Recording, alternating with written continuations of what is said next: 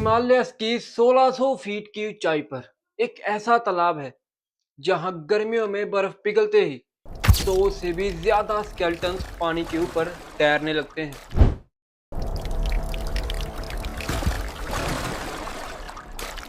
Decades तक scientist ने बस यही क्लेम किया कि ये स्केल्टन्स उन आर्मी सोल्जर्स की हैं जो तूफान में फंसकर यहां मर गए।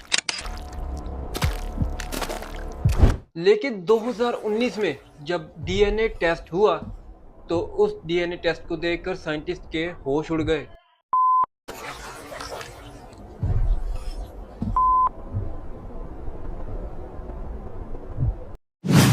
जहां साइंटिस्ट को ये पता लगा कि ये सारे लोग एक साथ नहीं मरे थे, बल्कि उनके बीच में 1000 साल का गैप था। तो यहाँ सवाल आता है कि आखिर ये 16,000 फीट की ऊंचाई पर कर क्या रहे थे और इनकी मौत कैसे हुई।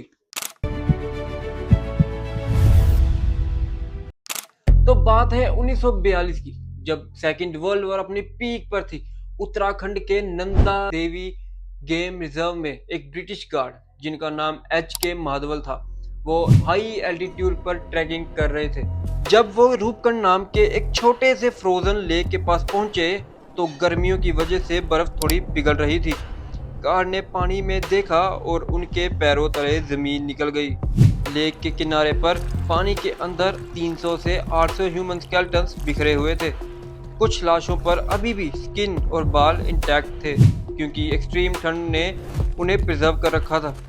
पहले ब्रिटिश गवर्नमेंट को लगा कि ये जापानीज आर्मी के सोल्जर्स हैं जो सीक्रेटली इंडिया पर अटैक करने आए थे और तूफान में मर गए। लेकिन जब ब्रिटिश टीम वहाँ इन्वेस्टिगेशन के लिए गई तो उन्हें वहाँ ना कोई वेपन मिला, ना मिलिट्री गियर और ना कोई गन। तो यहाँ सवाल आता है कि अगर ये सोल्जर्स नहीं थे तो 16,000 फीट की ऊंचाई पर इतने हाई एल्टीट्यूड ट्रैक पर ये 800 लोग साथ में कर क्या रहे थे। यहाँ एंट्री होती है लोकल गढ़वाली फोकलोर्स की, जहाँ आसपास के लोगों का मानना ये है कि 9th सेंचुरी में कनुज के राजा और उनकी प्रेग्नेंट वाइफ अपने सर्वेंट्स और डांसर्स के साथ नंदा देवी जट यात्रा पर निकले थे। राजा के एरोगेंट एटीट्यूड और ट्रैक के दौरान ढोल नगाड़े और नाच गाने के दौरान नंदा देवी नाराज हो गई। यहाँ आसपास के लोगों का मानना यह है कि उस वक्त नंदा देवी ने आसमान से पत्थरों की नहीं बल्कि ठंडे बर्फ के गोलों की बारिश की और राजा और उनके साथ जितने लोग थे वो सभी वही दफन हो गए। लेकिन ये सिर्फ एक फ्रिक्शनल कहानी थी तब तक जब तक साइंटिस्ट ने उन स्केल्टन्स के बोन्स का टेस्ट नहीं किया था।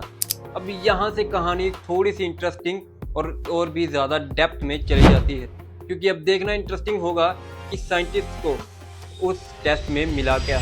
जहाँ 2004 में एंथ्रोपोलॉजिकल सर्वे ऑफ इंडिया और ब्रिटिश साइंटिस्ट ने इन स्केल्टन्स के ऊपर एक डीप फोरेंसिक इन्वेस्टिगेशन की और जो आउटकम आई उसने सबको हैरान कर दिया। जहां साइंटिस्ट ने ये नोटिस किया कि ऑलमोस्ट हर स्कल और शोल्डर बोन पर क्रैक्स और फ्रैक्चर्स के निशान हैं। जहां फोरेंसिक्स ने ये कंफर्म किया कि इन लोगों की मौत ना ही किसी बीमारी की वजह से हुई है और ना ही किसी दुश्मन के अटैक करने की वजह से हुई है। जहां फोरेंसिक्स टीम का ये मानना था कि उनकी मौत शायद किसी क्रिकेट बॉल जैसे हेल स्टोन की वजह से हुई है, जो कि लगभग 160 किलोमीटर प्रति घंटे की स्पीड से उनके सर पर गिरा। इमेजिन करो 1600 फीट की ऊंचाई, खुला आसमान और छुपने को कोई जगह नहीं और ऊपर से क्रिकेट बॉल जैसे बर्फ का गिरना। जहां ये लगता है कि शायद जिस कहानी की लोग बात कर रहे हैं वो शायद सच है। लेकिन यहाँ कहानी में एक और टर्न आता है। अब हमें थोड़ा सा और डीप डाइव करना होगा इस कहानी में।